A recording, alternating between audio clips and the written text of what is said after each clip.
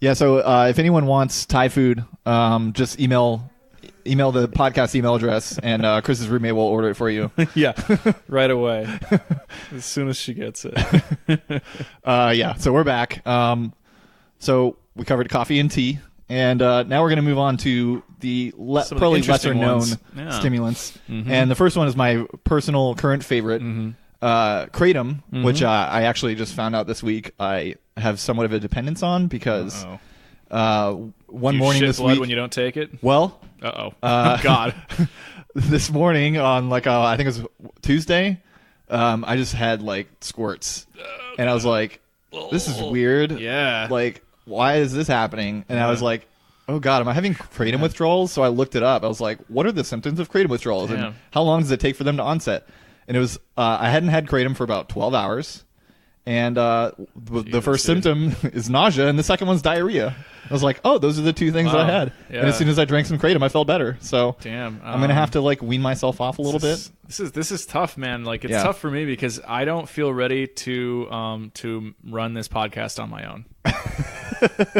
And I also am not going to visit you in the hospital or at rehab.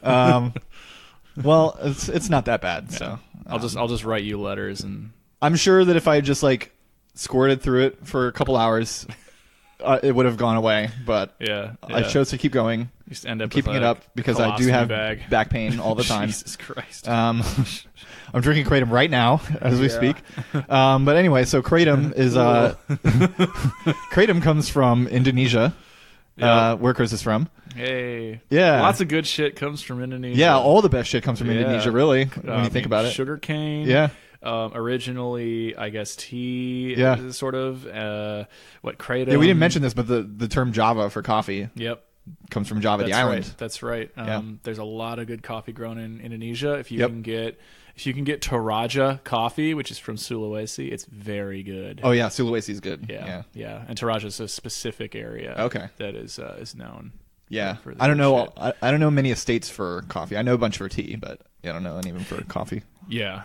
And of course, single origin, and also buy co-op or union if you can. There are co-ops and unions for coffee and I think for tea. Yeah. So those are proven to work. And fair trade is actually good. It's not going to solve the problem. Right. Yeah. Exactly. Yeah. It's a kind of a it's better. But it's one way to think about it is fair trade is a contrast to free trade, and free trade is a form of imperialism that evolved free trade from the 1750s to the 1850s in order to maintain colonial relationships between European countries and the former colonies that they had to release from their colonial relationship because of revolts. Yep.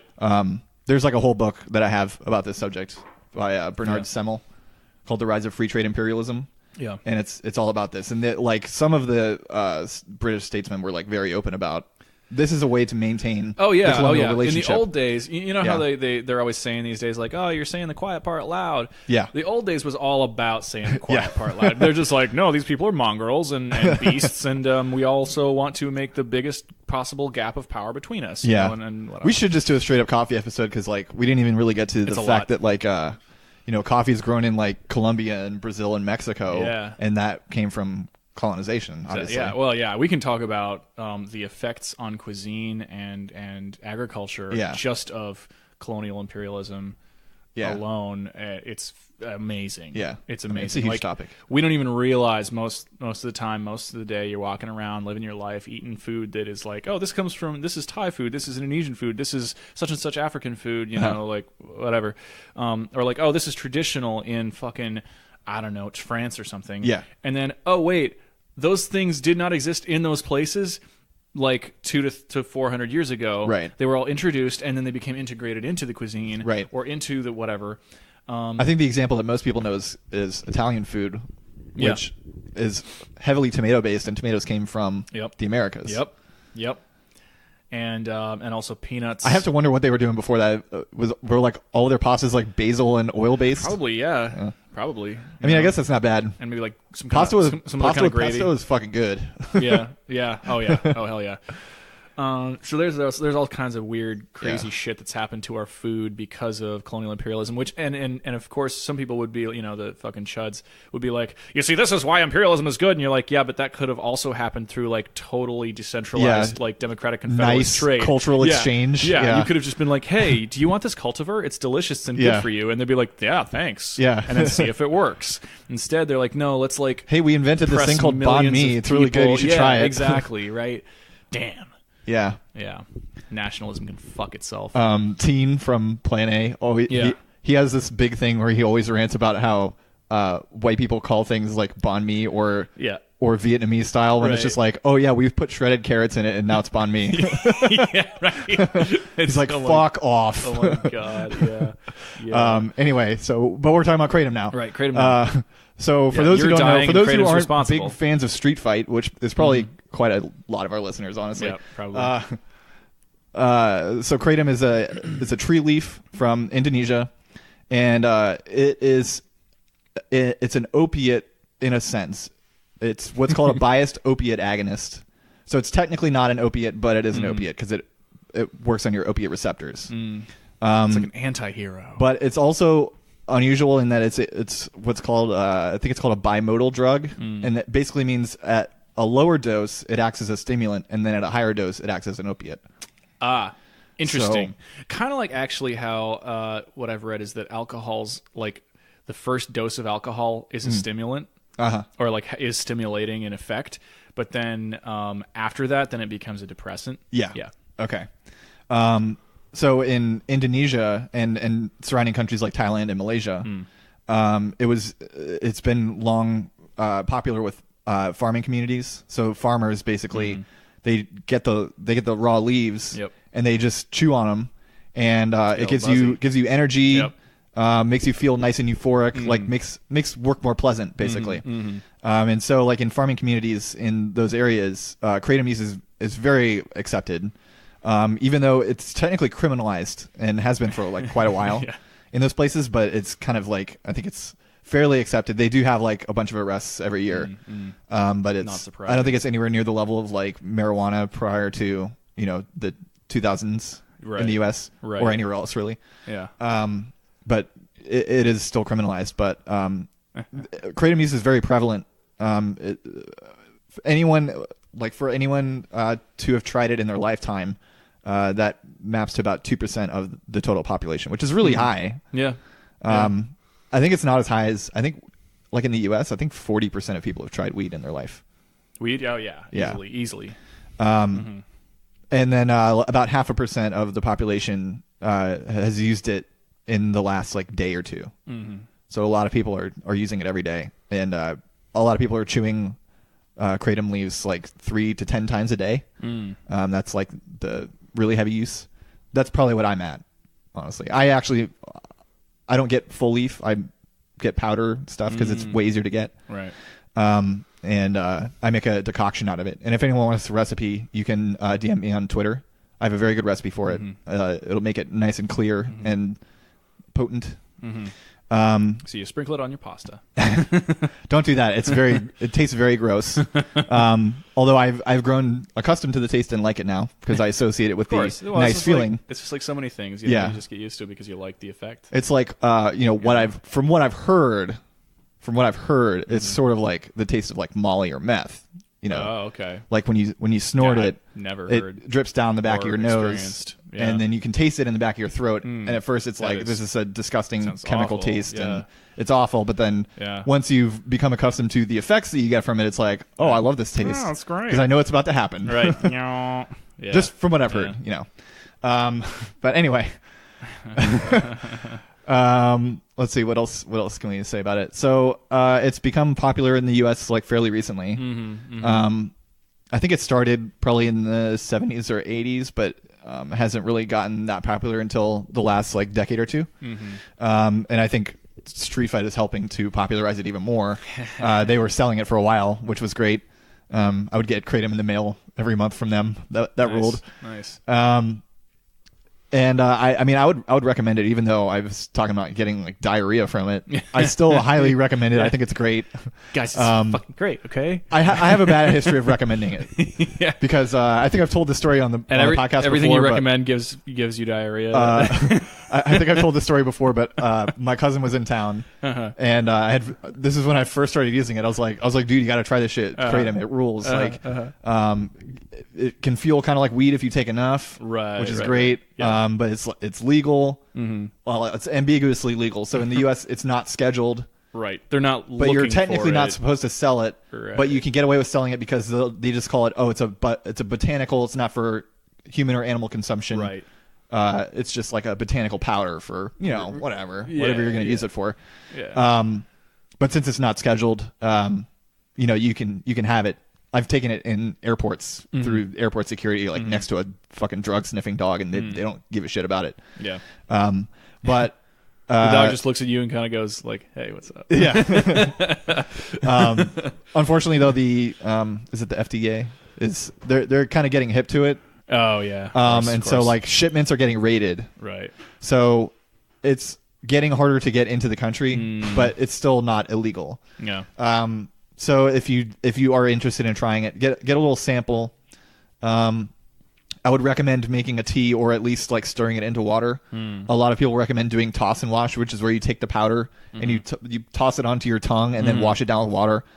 It's very easy to mess that up. I didn't even actually tell the story. So when my cousin was in town, I was like, oh yeah, you got to try this stuff.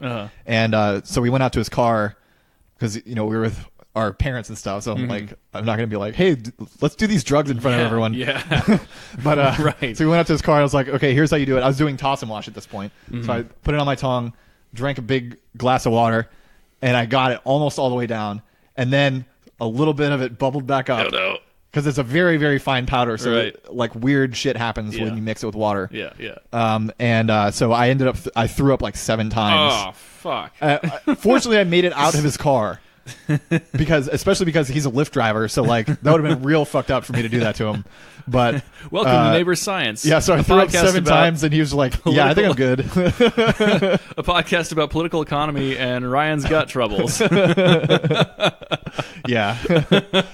Damn. So that was the first person I recommended it to. But but I hey have, man, wiping it off your face. You should try this shit. But I have brought it into the bar that I go to, and I usually mix it with tart cherry juice to make it more palatable. Okay, I like cherry juice, and it also settles your stomach, right? Because if you're not, if you're not used to it, it can give you nausea. It's very easy to take a little bit too much and get nauseous from it. But the tart cherry juice tempers that. Okay. But so I've brought it into the bar and given it to all the people that work there, and they fucking love it every time I bring it in. Yeah. Sometimes I'll go in just to drink, and they're like, "Do you have any more of that kratom stuff?" Oh, yeah. Well, I can make you a bunch if you want. Right. This is what we got to do: is get kratom to overtake cocaine. Yeah. And then that will simultaneously provide people with like a possibly better stimulant for their bar shift or their whatever the fuck. Oh yeah, it's great to work on. Yeah, and then also. Fuck the whole war on drugs scheme. Yeah. Because that's just stimulating the racket, if you will. Yeah. And all the consequent war and exactly. death and all that stuff. Yeah. So everybody who's on coke or has a friend on coke, just shove some kratom in your mouth. Yeah. And, do not snort it. Don't snort it. You will vomit. Yeah, don't do that shit. And your nostrils will be green. Chug it with some tart cherry juice. Yes. A selection. Make the decoction. Just ask me for the recipe. Make the decoction. Yeah. It's very good. Your DMs are going to be lit. Let's see. What else can I say about it? I guess popular among some Muslims in Thailand, it looks like, for probably similar reasons the coffee became popular. Yeah. Because it's like, well, I'm not supposed to drink booze and get fucked up, but I can drink this stuff and actually feel kind of good. Yeah. So. Yeah. And if you try it and you like it and you want to get more, I would, if you can do it. Mm-hmm. Not everyone's gonna have the money for this, but I would recommend getting as much as you can to stock up just in case it becomes scheduled. Yeah. I have a big box of like I bought like 5 pounds of it, and I'm probably gonna buy more because I was like calculating like how much do I take every day, and how much would I need for it to last like 5 or 10 years. Right. And I think the number I came out with was like 35 pounds or something like that. But that would end up being like I think like $4,000 or some shit like that. But right. I'll try and eventually get that amount. Yeah. But anyway. Yeah. I mean, even better, what you might do is so what you're gonna do is you're gonna make contacts in Indonesia, right? Yeah. Through like your cousin Vinny in Canada or something like that. So you got some people in Vancouver who are gonna ship that shit in. Yeah. And you're gonna get somebody in Seattle to truck it in, disguised as like I don't know, tea leaves or something. Yeah. And then from there they're gonna go across Montana through wherever the fuck into wherever you live, and then you're gonna have your little like substation or something, and you're gonna sell it out of your fucking basement for the rest of your life. Yeah. That's what I'm going to do. Yeah. I'm going to try and get the La Saiba folks that are making the sailing cargo ship. I'm going to get them to make a route to Indonesia. One more thing I will say about it, since I mentioned it's an opiate, the whole biased opiate agonist thing, part of that is like most opiates, I'm sure there's a lot of people that don't know this, but most opiates, the reason that you can overdose on them and die is because they can give this effect called respiratory depression, which is where you take so much of a depressant that you are unable to breathe. Right. And that's what kills you. Yeah. And it sounds kind of nightmarish, like suffocating, basically, because you took too many drugs. But or like a metaphor that's what high Narcan is school, for. Too depressed to breathe. Yeah. But Kratom doesn't. It can't give you, as far as we can tell, it can't give you respiratory depression. No one's ever gotten it. Yeah, well, that's good. Yeah, there we go. Problem solved. Miracle leaf. The other thing is, if you have a cold and you are taking DXM cough syrup, it is the most potent potentiator of kratom. Okay, so it will fuck you up. So basically, if you take DXM before you take kratom, like some people were saying on the kratom Reddit, like I drank some Robitussin and then I had my normal dose of kratom and I was nauseous for like 2 weeks. Oh God. Yeah. Oh my God. I was like, I'm just gonna not take kratom awful. While I'm sick. Yeah. The DXM is trippy enough. You have a cold, makes me feel and good you enough. have diarrhea. Yeah. Okay. Yeah. Nice. Well, besides all that, that sounds fantastic. Yeah, it's pretty great. If only we lived in a borderless world. Yes. Agreed. But. So, let's see.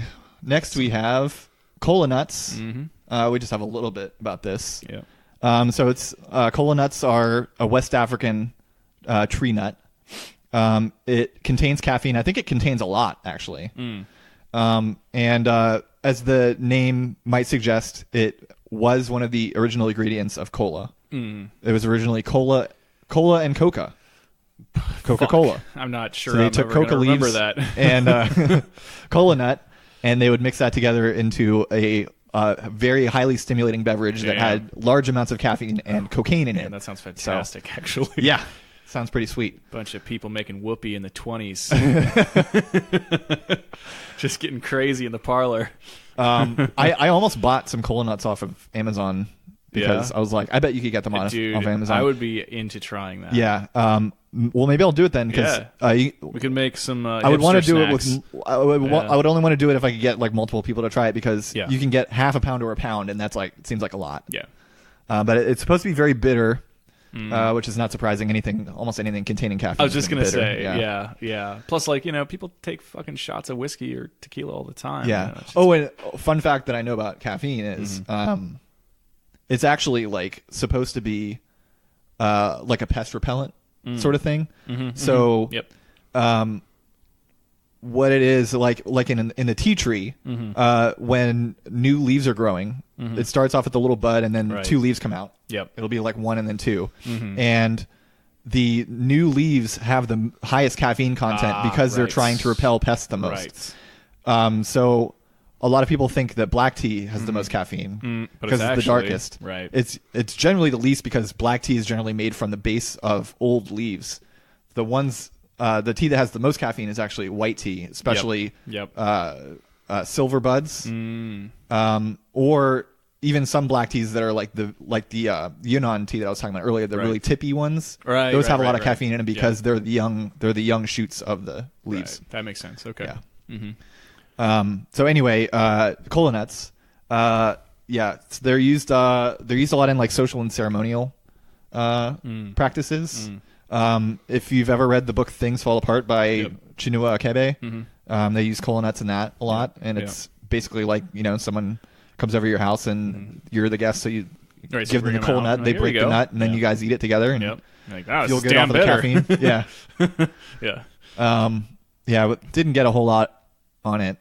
Like I said, I didn't do great on the research, but maybe next podcast we'll break open some cola nuts. It also looks really fucking cool. It looks like an alien spaceship. Oh, nice. Yeah, well, I'm into that. Yeah, maybe we'll inherit some long lost knowledge from our ancient astronaut ancestors. Yeah, maybe I'll make the cover art like an alien coming out of a cola nut. That would be perfect. Yeah.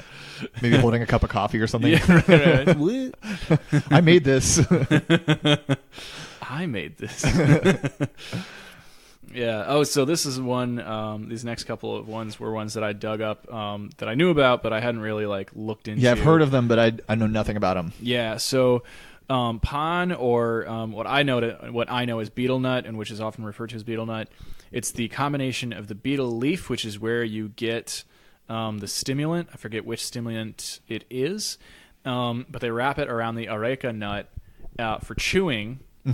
And I think the nut is just for a bit of flavor, or maybe it's the leaf that's for flavor. Either way, sorry, I fucked this up.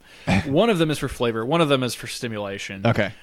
Anyway, and sometimes they also throw in some tobacco with it, and they'll just kind of chew on it, and it'll kind of give them like a buzz. And this was really popular in parts of Southeast Asia, including a lot of places where I used to live. And tobacco is one we didn't think of for this. Yeah, we don't have to talk about tobacco. Everybody knows about that shit. We should do a whole it'll episode on fuck that, you though. up and kill you. Yeah. And then you'll still pay for it. Yeah. But anyway. Yeah, so people be walking around like out in the boonies chewing this this betel nut stuff, and it's a lot like when people chew tobacco, where you just got like a fucking mouthful of chaw and you're just going at it, and it's like your mouth's just filling up with fucking saliva mixing with this stuff, and you're kind of buzzing and you're feeling decent. But it's also a disgusting. And then your boy walks up and drinks the water bottle you've been spitting into, and they're like, "Oh, right, just, God!" Oh, fuck. Exactly.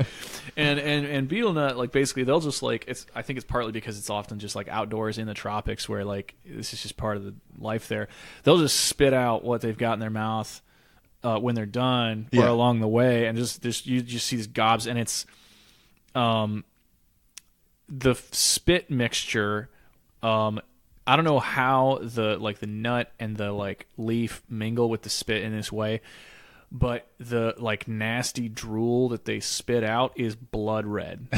So they're just juicing blood red stuff out of their mouths, and even when you know what they're doing, sometimes you're slightly alarmed because you're like, there's so many tropical diseases. Yeah. And sometimes it's a violent place to live.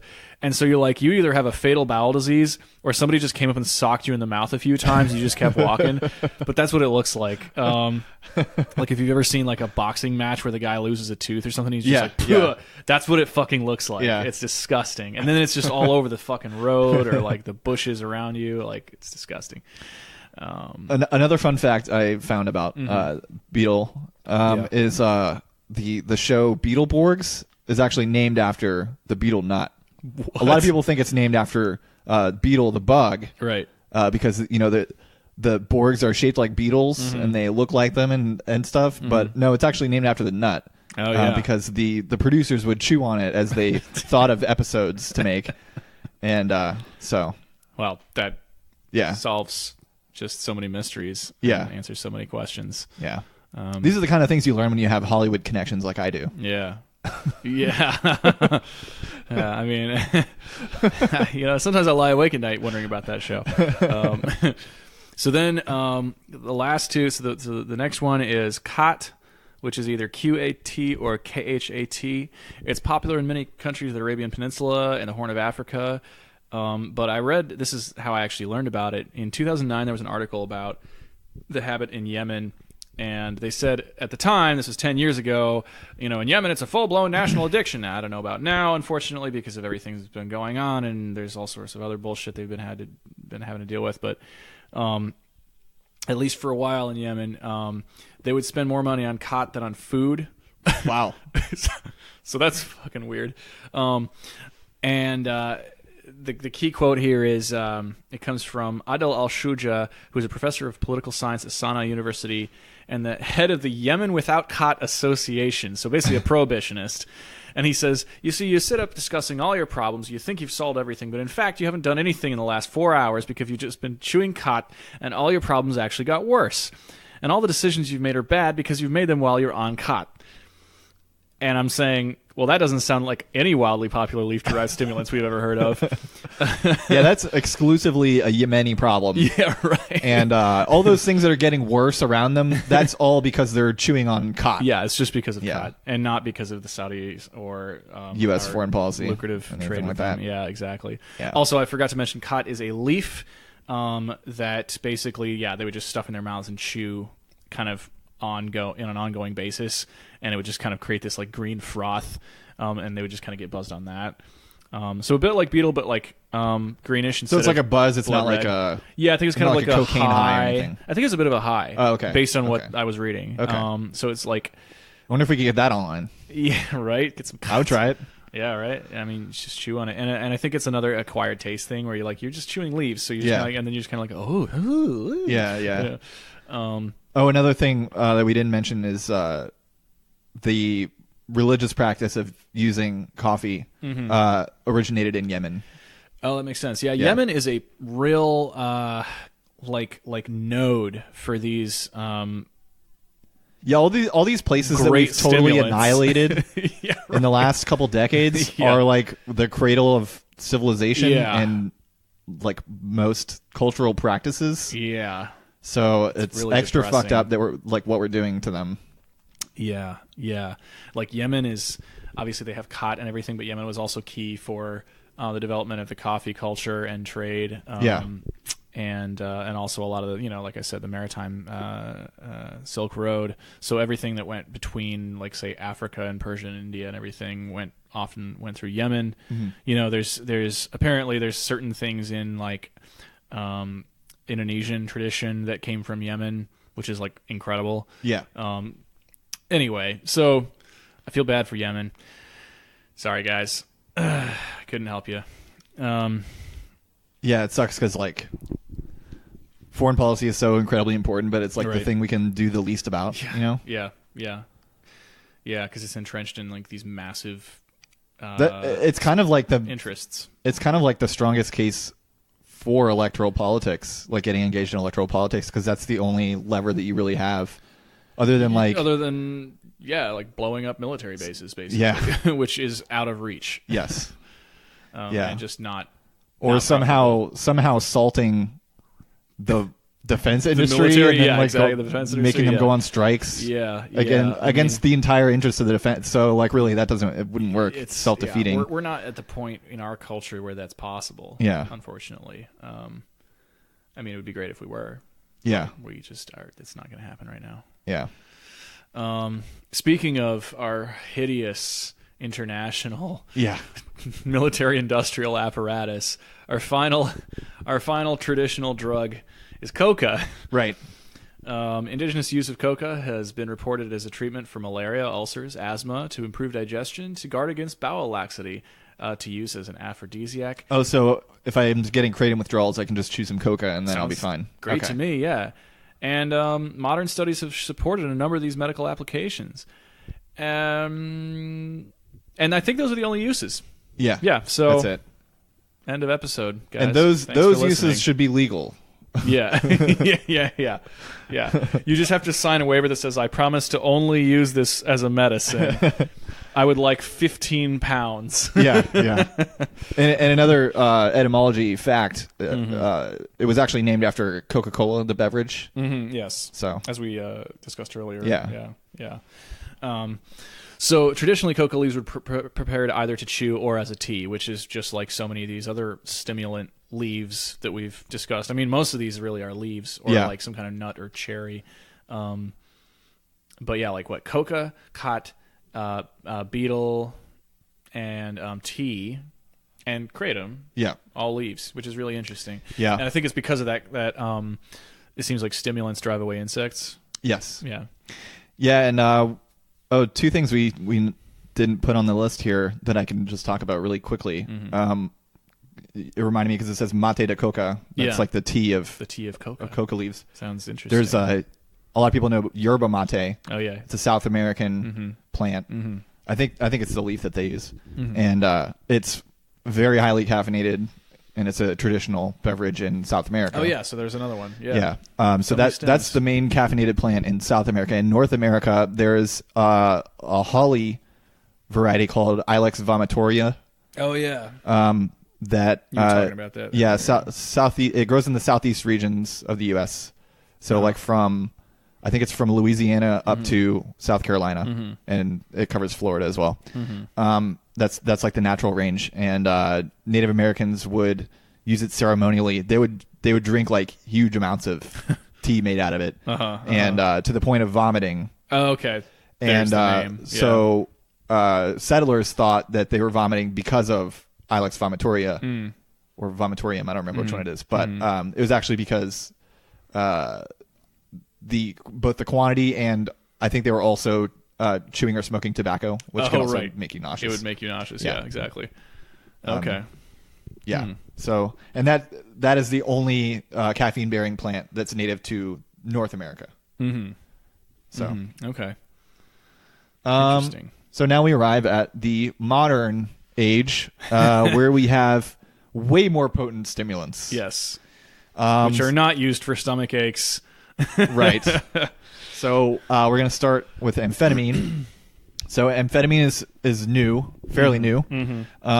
It was first synthesized by Lazar Edelianu, German guy, I think. Oh no, he's a Polish guy in Germany. Okay. And he synthesized it in 1887, and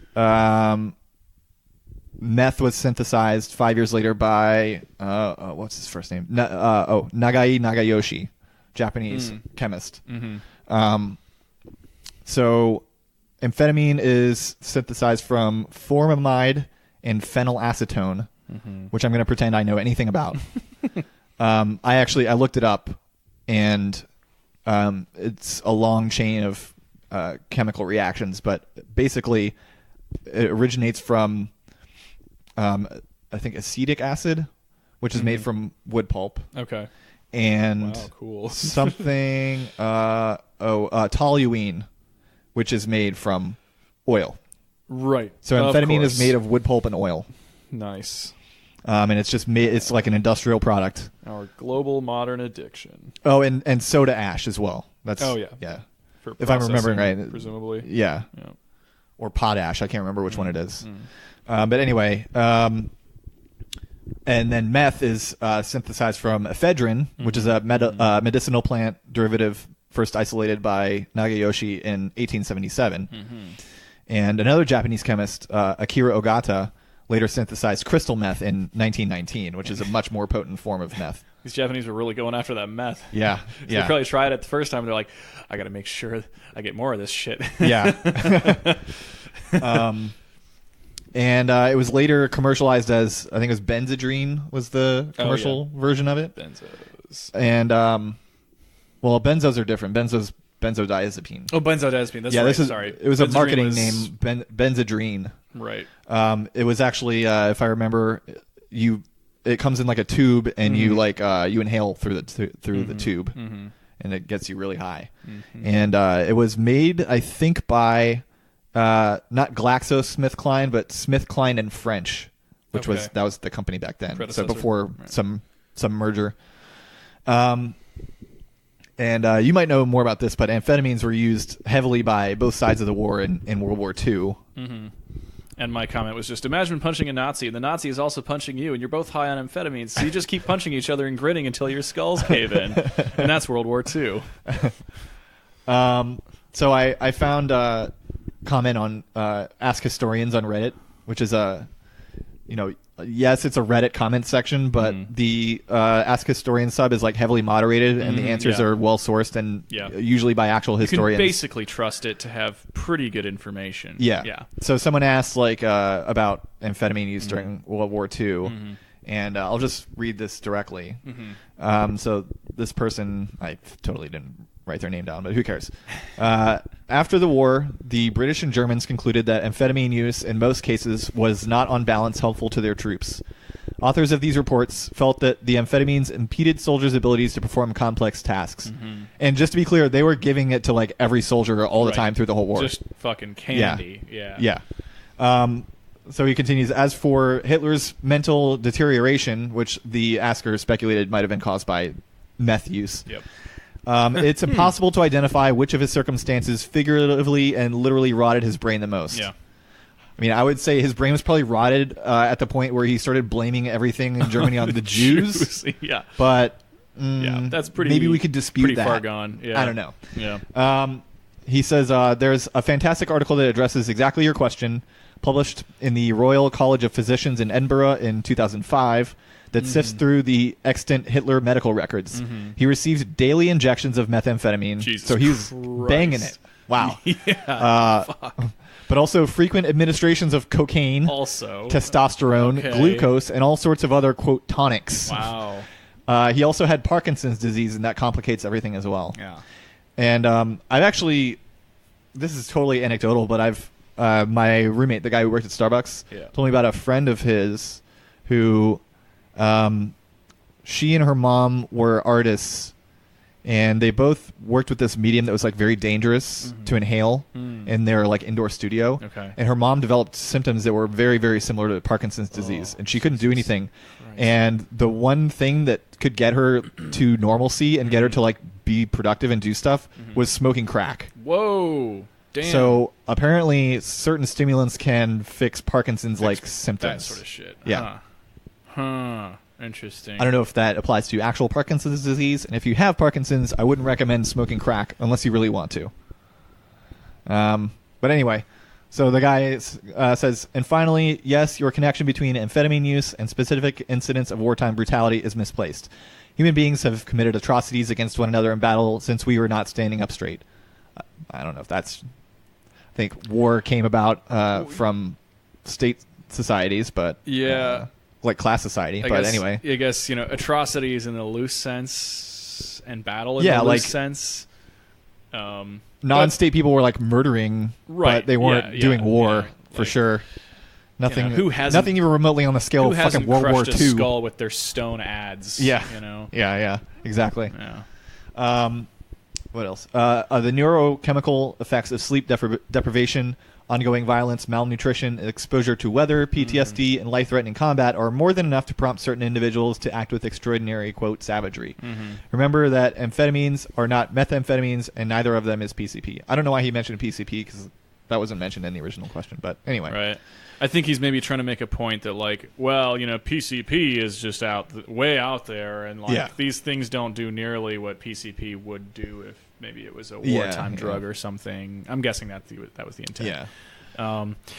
So it's interesting. So I listened to the audiobook of the kind of classic The Rise and Fall of the Third Reich, which was written by this kind of journalist dude back in I think the 60s, based on his notes and his experiences from the 30s and 40s. Where he was at least often, and I think consistently, in Germany and occupied Europe during the rise and fall of the Third Reich. And so he actually brushed with many of the elites, including Hitler. I think he actually met the guy once or twice, and also had a bunch of extensive, he pulled a bunch of extensive records that other people had written of their encounters with, Himmler, Hitler, Goebbels, etc. And the accounts of Hitler's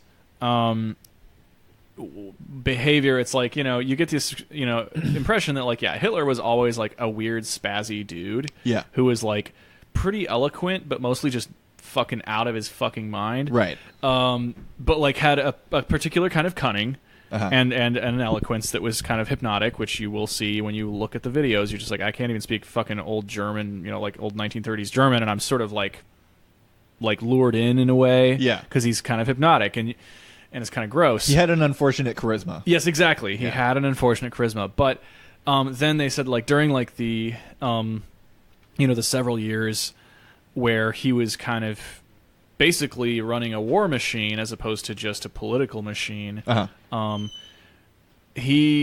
think this was the primary phase during which he was getting all these injections and all this weird shit thrown at his body.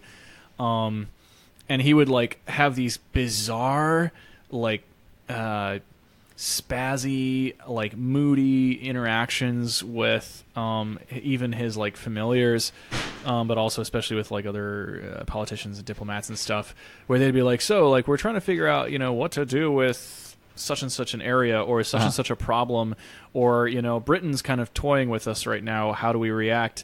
And he'd be like, oh, well, and he'd like blow it off and he'd like make some fucking grandstand, and then he'd like sit down and get super depressed for like 15 minutes and say nothing the whole time, and they're like, what? And then he'd stand up and like look around and get really spazzy again and like start like just fucking just so Charlie Chaplin comedy mad-libbing, but in reality truly what that guy was imitating, like just mad-libbing crazy shit, and they're like, so are we gonna invade or not? And he's like, we have to fucking crush them. We have to and you're like, this is literally what a crack addict sounds like. Like that's, so he was sort of acting like that. And it was clear, and they kind of touched on this in the book, that it was kind of, people kind of noticed, they're like, yeah, this guy's getting a lot of fucking injections. Like, what's going on, And of course, by the end of the war, he was really fucking losing it. But he still had these like flights of fancy and like, we're gonna fucking burn down and go to Valhalla and shit like that. And you're like, dude, what are you talking about? So it's like, it's just weird. Also, like looking back at that like these fucking old guard Nazis still living, and like the neo-Nazis and like people holding the torch for fucking Hitler, right? Or like, oh, he was such a visionary, and you're like, he was high and crazy, like, and he was a hater, man. Like he just hated everybody. He's a visionary as much as any Hollywood guy on coke is. Exactly, right? Like fucking Harvey Weinstein, Yeah. And the last thing I have to add to that is like that's. Like, there's kind of a legendary obsession with super soldier drugs. Oh, yeah, right. That has been most recently highlighted by the fairly good Captain America series. I was just going to say, the Captain America really hits on that. Yeah. I actually thought I think Winter Soldier is still one of the best, one of the top 3 or 5 Marvel movies that have come out. I still have to watch it. I haven't seen all of them. I think that's the best one out of the Captain Americas. But anyway, so that all came from amphetamine use, because amphetamine really did make... it did make the soldiers like more powerful and aggressive and stuff, and brave and all that shit, because they were on speed. Yeah. And I guess one more thing: if you buy any powder drugs, it almost 100% chance has amphetamine or meth in it. Oh yeah. So, and if you've ever done any of those, you have done meth. Yeah, right. And maybe mercury and other heavy metals and stuff. Yeah, potentially. So speaking of meth, the last one that we have is a much more recent thing, is the ADHD and Ritalin craze of the 90s and 2000s, which is actually still ongoing to quite an extent. Oh yeah. It's just normalized now. Yeah. And this was kind of a defining event of our childhood, I think. I don't know about like, was that something that was prevalent when you were here in the States? Oh yeah. As a kid? Oh yeah. Was it something you like noticed at that age? Yeah. Because for me, there was the South Park episode that like really brought it into like mainstream prominence for like kids my age. Yeah. Like we as a family had to kind of experiment with like my brother taking, I think, Adderall and then Ritalin. Okay. And then I think he's on something else now, because he was just having so much trouble with ADHD, and I think that honestly he does have like true ADHD, as it might be in existence. I don't know. But yeah, like at the time there was so much of this shit going around that we actually had to, well, we as in like my parents had to talk to my brother's teachers and stuff and be like, this is legit for him, right? We're not just coddling this kid and giving him fucking uppers to keep him like in line or whatever, right? Or keep him happy. Like he has cognitive difficulties, and we're trying to keep him basically slightly high so that he can do his fucking homework in an hour or two block. Yeah. Instead of just like racing off and doing something else entirely. Right. And it was like it was a really big problem, partly because it was kind of there was overdiagnosis and there was misdiagnosis, and there was also like this kind of, the fad of like the afflicted upper class child who's like, I think I have such and such. That's the new like overly diagnosed thing. Yeah. And like, you don't understand what it's like to be me. And it's right. like, you have family. So I was actually diagnosed with ADHD. Cool. I think when I was 12, maybe 13. Yeah. But I mean, so the test for it is they basically like sit you in front of a computer screen and they have you do a bunch of boring shit and see if you do it or not. And it's like, well. And so I went in there. my parents took me in there because my grades were falling because I didn't give a shit about school because I'm a rational thinking person. Exactly. And so I knew about the fact that doctors were handing out speed. Right. And I was a young kid who was interested in doing drugs because I went through DARE, so the cops told me how awesome drugs were. And so I basically like sabotaged myself on the test. Oh yeah. Purposely in order to get some drugs. So you're what we call an early adopter. Yeah. But they prescribed me non-stimulant Concerta, so I was like, wow.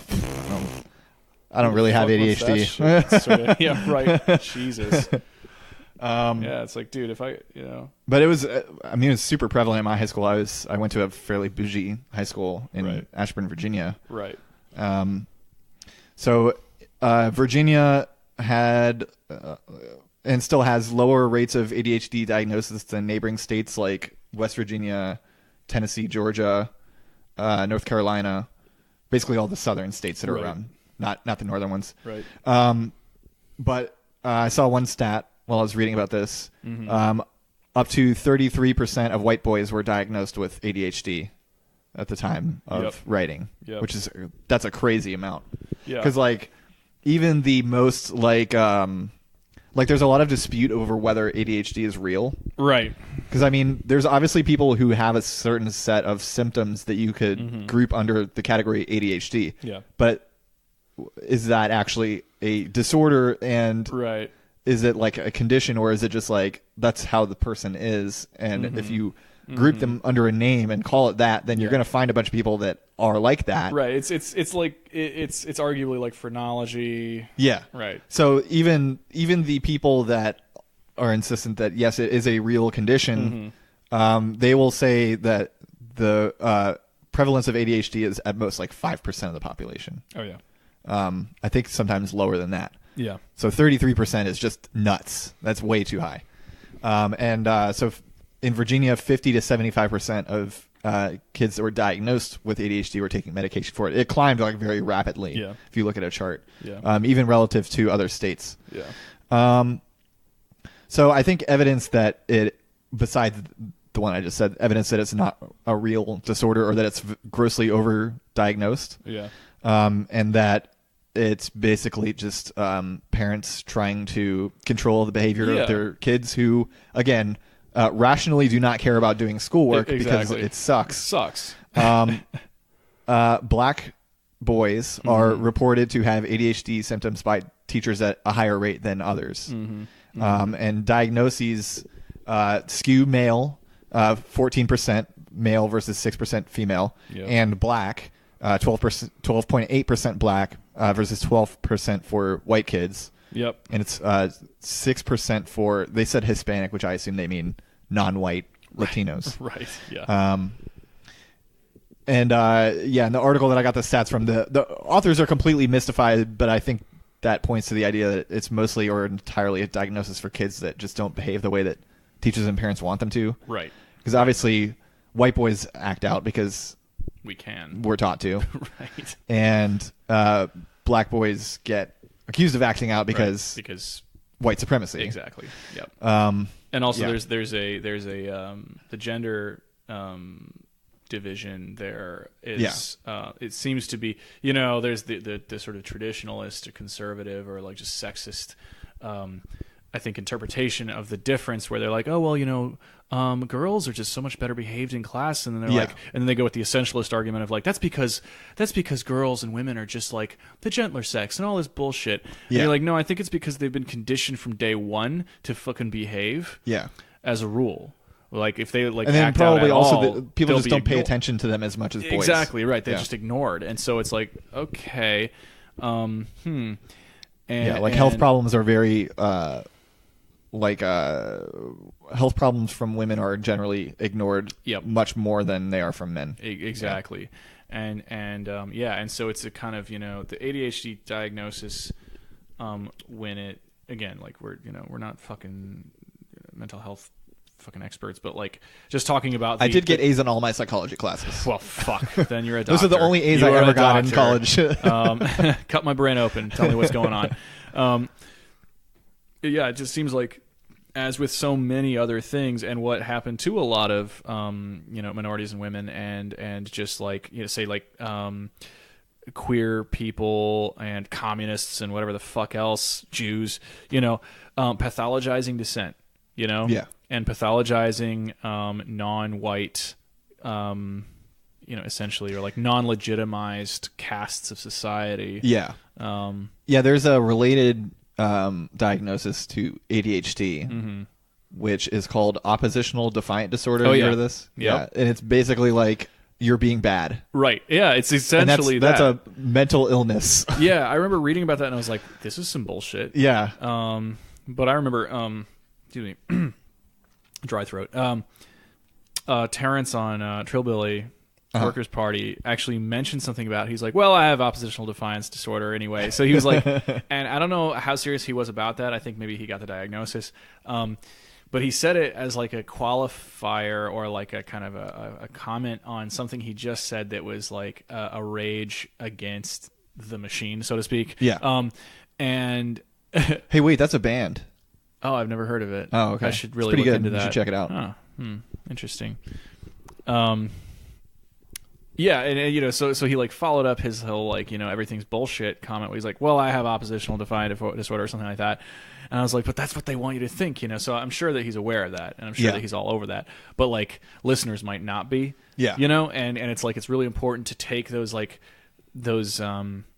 pathologizing sort of diagnoses as like it's essentially in many cases an institutional criticism of who you are. Yeah.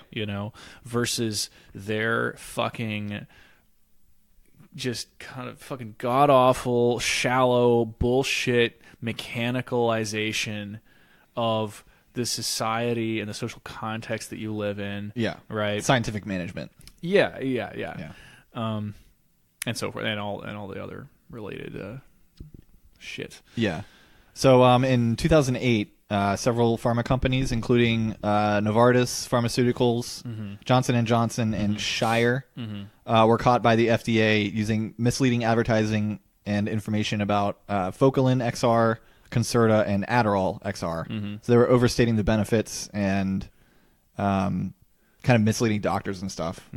And doctors were really just handing it out like candy because it was like the ADHD was by far the most diagnosed behavioral, or not behavioral, like learning, developmental disability. That's what it was called, developmental disability. It was like 38% versus like the next highest one was like 5 or some shit like that. But the whole situation is weird because the chief proponents of ADHD diagnosis seem to be like grifters, kind of like their evidence was called heavily into question. Like they were using like bad research practices and stuff. And they were called out by like editors of like important medical journals. But then most of the backlash against Ritalin prescription in the country was actually led by the Church of Scientology as an attack on the field of psychiatry. Like they openly said like in their internal newsletters like yeah, we're attacking the field of psychiatry, which makes sense because the alternative presumably would be Scientology and Thetans and right audits and all that shit. Yeah. But they actually like brought a big court case about Ritalin. Yeah. And I didn't know that until today. Shit, yeah, it's very, very strange. A cult sued the pharmaceutical industry. Yeah. Yeah, like who the fuck do you side with? Both massive grifting industries. Who do you side with in that? Yeah, you're just like, I don't know what's going on. Like, these fuckers just trying to stab each other for money. I guess you just get them in a room together and then toss a grenade in. Pretty much, yeah. Big room, big grenade. But I think overall, whether or not ADHD is real, the important question is whether or not we should be giving speed to babies. Yeah. And I think no, we shouldn't. No, yeah. No, that's a pretty conclusive one. Yeah. Yeah. So do you have anything else? Fuck, man. We went a lot longer than I thought. Yeah. 2 hours already. It kind of reminds me, so this actually brings us to like thoughts on, kind of more from like our kind of anarchist or whatever else, democratic confederalist views on mental brain cognition. Yeah, on mental brain cognition. On substance use and abuse and stuff like that.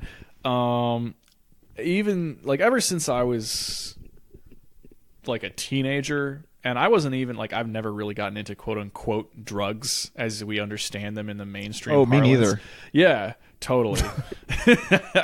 But I'm very interested in like, your old world drugs, just not like the kind of like amphetamines and like coke and stuff. Like the one time I hypothetically, I don't want to put no damn oil up my nose. Yeah, what the hell? That's crazy. What the hell? Why would you do that? Right.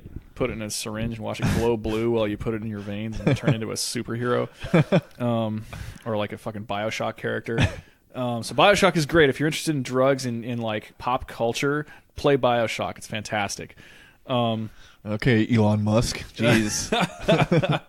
Well, to paraphrase or to quote a friend of mine from the cafe who works there.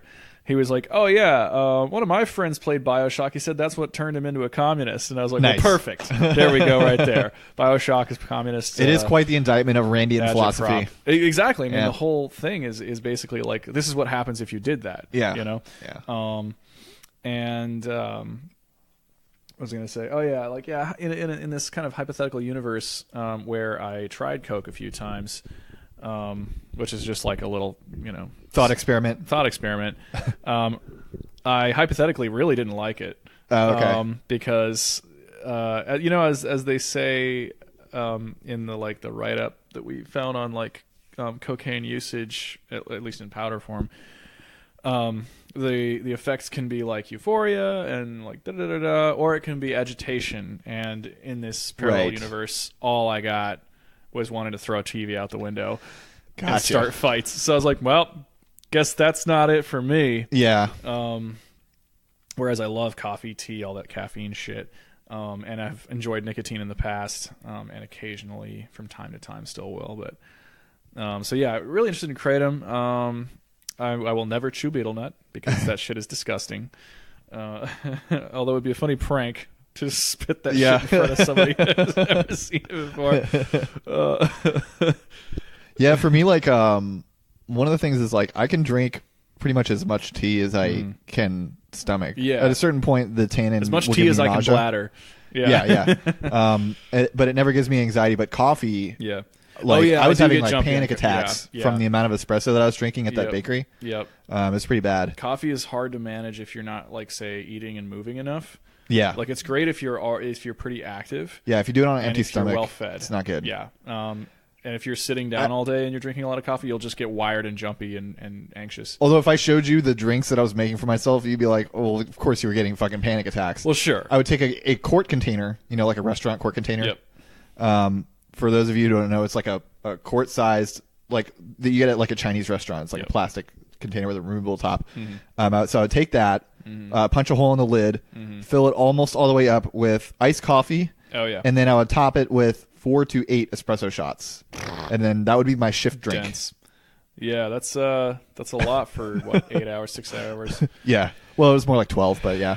Oh, so you're doing 12 hours? Okay. Yeah. Yeah, I mean, in college I was doing 2 pots of coffee a day, so that was like something like 64 ounces.